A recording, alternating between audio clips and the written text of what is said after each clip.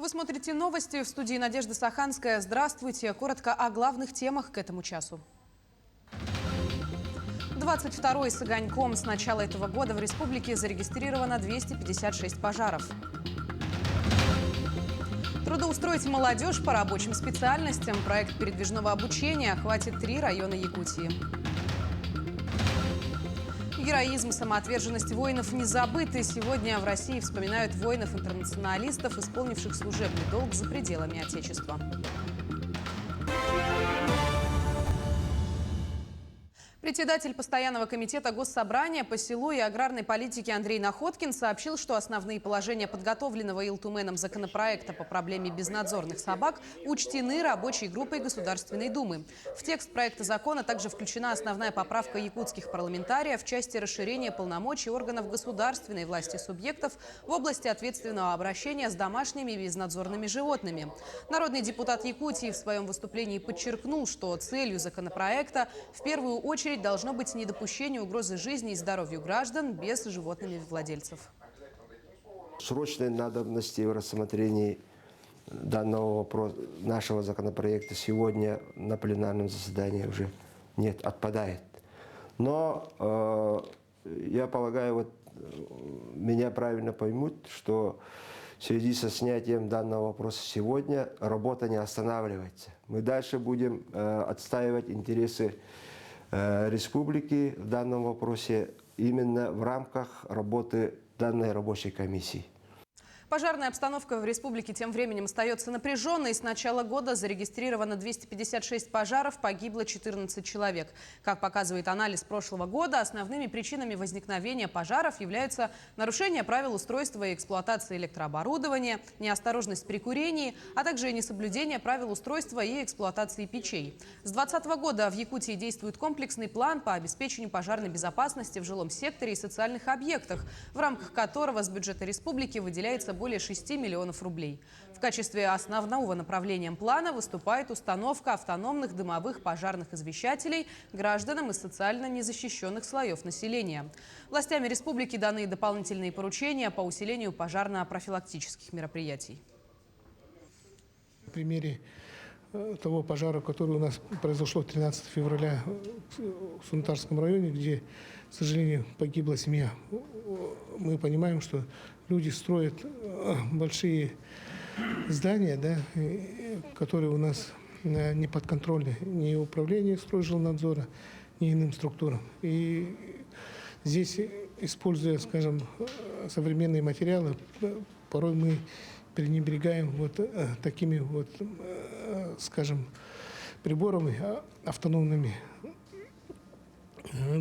дымными пожарными извещателями, АДПИ называется. Оно стоит на самом деле недорого, да, в пределах 500 рублей. Были проведены и усилены мероприятия по пожарной профилактике, по безопасности. И, конечно, мы будем это мониторить, следить, чтобы у нас таких ситуаций не возникало. Потребность учреждений здравоохранения республики в эту волну коронавирусной инфекции стала меньше. Об этом сообщила министр здравоохранения региона Лена Афанасьева. За все время пандемии коронавируса в медицинские организации республики было закуплено 16 кислородных станций, 228 прикроватных концентраторов и 195 ИВЛ-аппаратов. По словам министра, 2 кислородные станции уже доставлены в Мирнинскую центральную районную больницу. Еще 2 контейнера находятся в пути. Тем временем на выплату пособий по февральским листкам нетрудоспособности будет дополнительно выделено 76,5 миллиардов рублей. Распоряжение об этом подписал председатель правительства России Михаил Мишустин. Выделенные средства предназначены для поддержки сбалансированности бюджета Фонда социального страхования.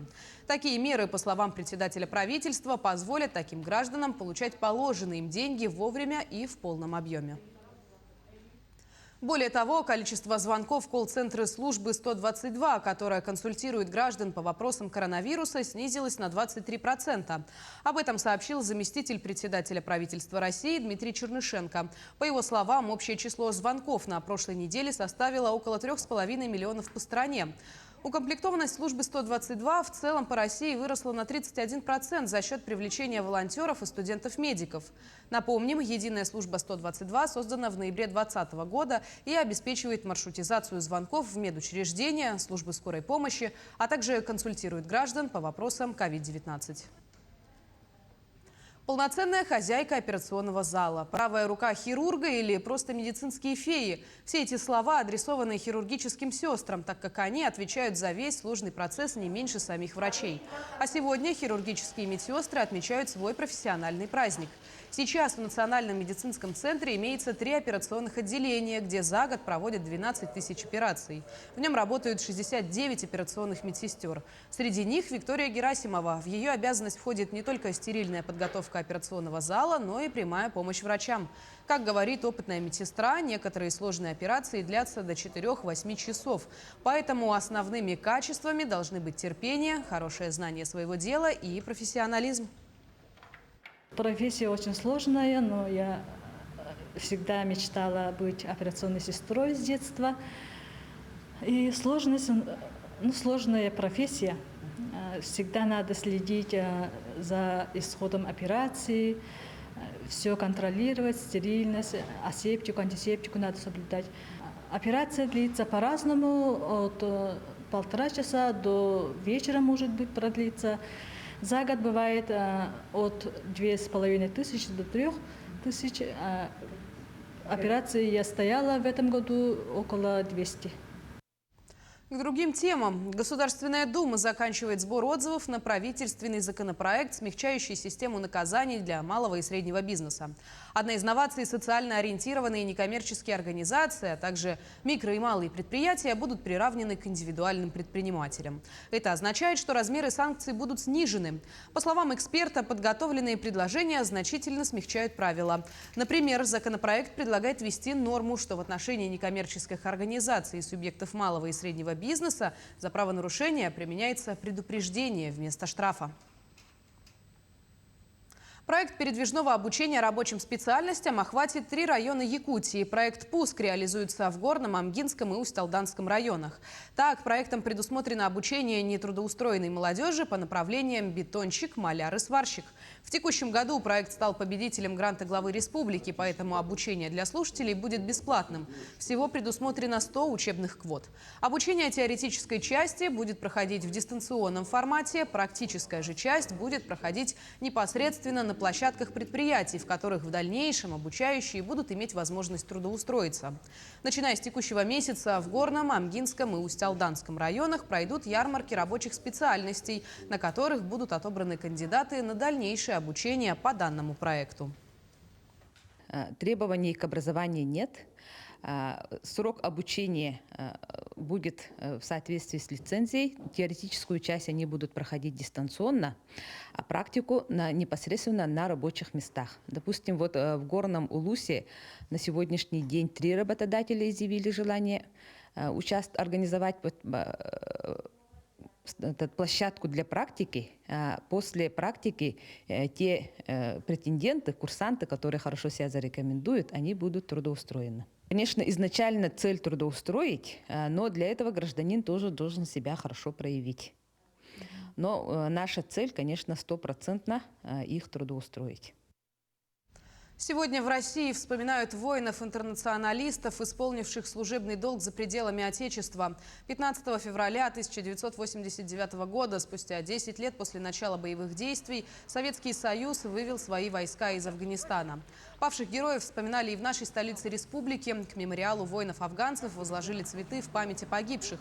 Участие приняли ветераны боевых действий, а также кадеты и молодежь. Актуально вспоминать те подвиги наших ветеранов, всех войн. А сегодня, 33-я годовщина вывода войск Советского Союза, особенно важно вспоминать тех ребят, которые не вернулись из тех войн. И главное, помнить тех ребят, которые сейчас живы. Они ведь прошли огонь и воду и вышли оттуда живыми. Они все герои. И надо, чтобы власть о них сейчас больше думала, заботилась. Это у нас действительно ветераны. Из Алданского района в горячие точки Афгана уходили сотни ребят. Дань уважения воинам-интернационалистам воздали студенты и преподаватели Алданского политехникума и бойцы отряда юнармии. Почти в память павших минуты молчания современники возложили живые цветы к мемориальным табличкам, установленным на фасаде учебного корпуса. Бывшие студенты политехникума проходили службу в должностях разведчиков-снайперов. Так Андрей Мельников погиб в 1985 году в Республике Афганистан. Игорь Зайцев выполнял боевые задачи на Северном Кавказе. Героизм и самоотверженность наших воинов не забыты. Это весомая дата и для тех, кто учится сегодня, тот, кто растет и выходит в жизнь, потому что прежде всего это показатель, что мы защищаем свое Отечество не только на территории своего государства, но также за его пределами. Все ребята, которые не вернулись, они останутся в нашей памяти. Самое главное, само пребывание наших войск в Афганистане, это тоже будет в нашей памяти. Для продвижения и открытия миру якутского современного искусства год назад был создан фонд «Аяр-Кут», поддерживаемый Синец-Парк. Его руководитель Надежда Зиновская. Как якутские художники и авторы будут выходить на международный уровень и чем якутские творцы покорят арт-индустрию, подробнее у Айсены Бурнашовой. Художники – это самые чувствительные такие локаторы, которые улавливают все, что происходит в нашей жизни, и они первые транслируют это.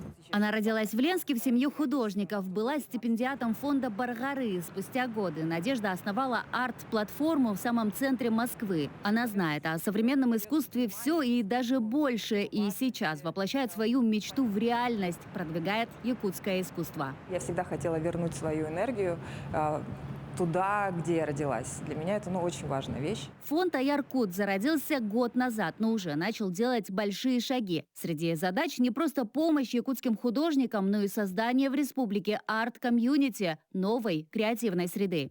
Мы обучаем людей подавать заявки на гранты. Мы понимаем, что такое проект, как его обюджетить даже. Мы взращиваем кураторов. Уже много осуществлено. Наши художники будут сейчас ездить во все резиденции России и мира, и мы открываем эту дверь в обратную сторону, то есть вывозим наших, чтобы они привезли уже новые впечатления, широту мировоззрения, насмотренность уже из других концов. Позади и первый Open Call. По его итогам запущены 13 проектов. Труды якутских художников уже в феврале этого года будут представлены на 3 площадках Москвы. В июле состоится презентация на Биеннале молодого искусства. Стартовал и проект для саунд-художников «Голоса земли» с подборкой подкастов, этномузыка и кино с участниками. А их более 30 можно познакомиться онлайн на сайте. По мнению Надежды, якутский культурный код очень силен, и именно его важно продвигать на международной арене. Программа фонда рассчитана на 10 лет, и у каждого есть шанс проявить себя. У нас будут истории успеха однозначно, точно. Я к тому времени, надеюсь, у нас разовьется уже и галерейный бизнес, и кураторская история. И это будет та структура, которая до нас не существовала в Якутии. И это сильно-сильно поднимет креативный бизнес, креативную экономику. Айсена Бурнашова, Виктор Олесов, Москва. На этом у меня все. Мы следим за развитием событий. Оставайтесь с нами.